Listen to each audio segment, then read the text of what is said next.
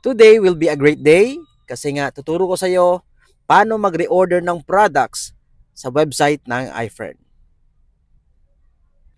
Pag nakapag-login ka na sa dashboard mo, punta ka lang dito sa upper right left, yung tatlong linya, and punta ka sa e-commerce store. And tapos itong search, click mo yan, i-type mo kung anong product ang gusto mong bilhin. Halimbawa, Fern, yan. Yan, Fern Active. Okay? Lahat ng product na may Fern, lalabas yan. Yan, Ferndy, halimbawa, Ferndy 60. Okay. Tapos, ito lang. Ilang piraso ba gusto mo? 2, 3, 4, 5, add to cart. Yan. 2.5, tapos continue shopping. No? Search mo ulit. Halimbawa naman, Milka. Yan, Milka.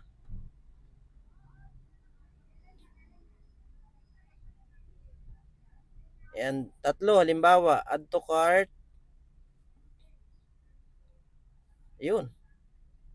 So 4, 6, tapos view check out mo na yan.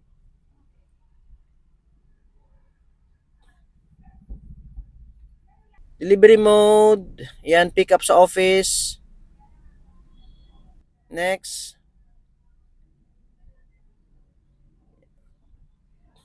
Delivery details, ito yung diyan mo ipipick upin. Tapos click mo yung continue.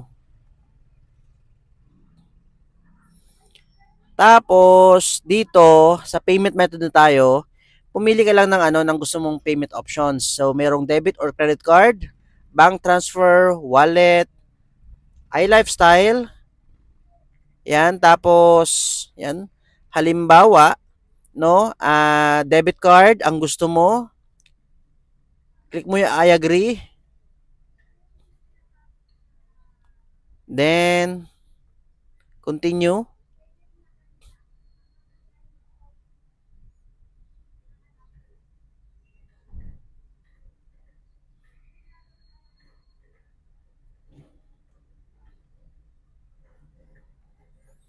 Tapos confirm mo yung order.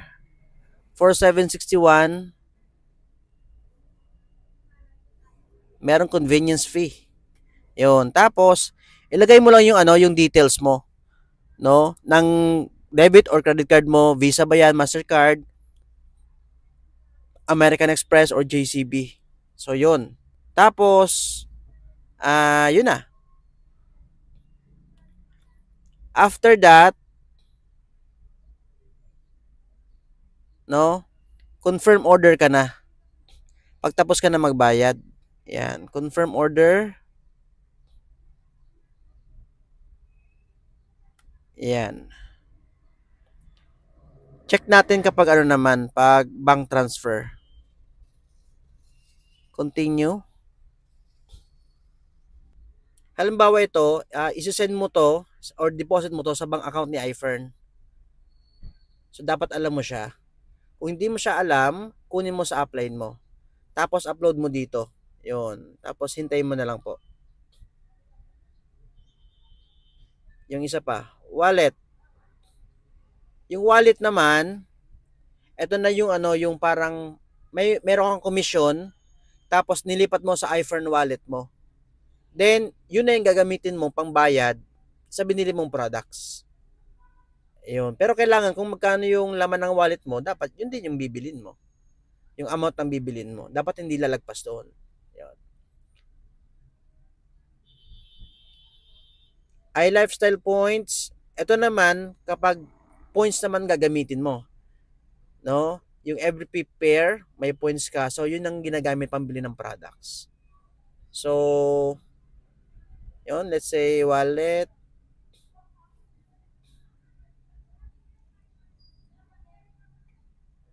Yan, tapos mo lang, lagay mo yung password mo, then confirm order, tapos yun. I-pick up mo na lang po sa office pag basta pag nakabayad ka na, i-pick up mo na lang sa office. Wait mo na lang yung sales invoice. Kung tingin mo nakatulong sa iyo yung video na to, huwag mong kalimutan mag-like, mag-comment, and i-share yung video na to para mas marami tayong matulungan. So, yun lang guys. Maraming salamat.